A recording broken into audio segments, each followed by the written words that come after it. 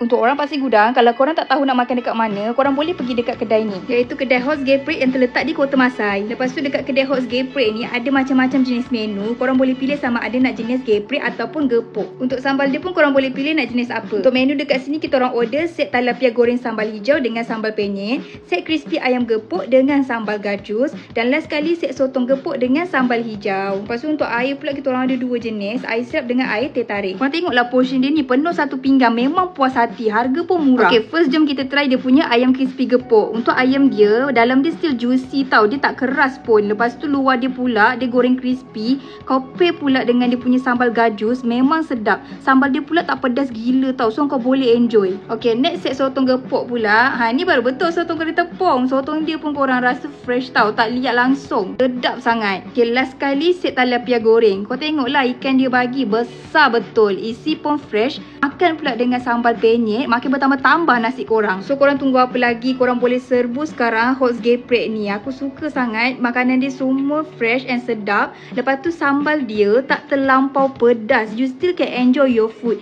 Kau tengoklah, anak aku pun enjoy. Husband aku apatah lagi, memang sangat enjoy. Lepas tu lagi satu yang aku suka kat sini, dia free refill sambal dengan nasi, dengan air, teh ais dan sirap ais kalau korang dine in. So kalau korang nak datang, bolehlah pergi dekat alamat yang tertera.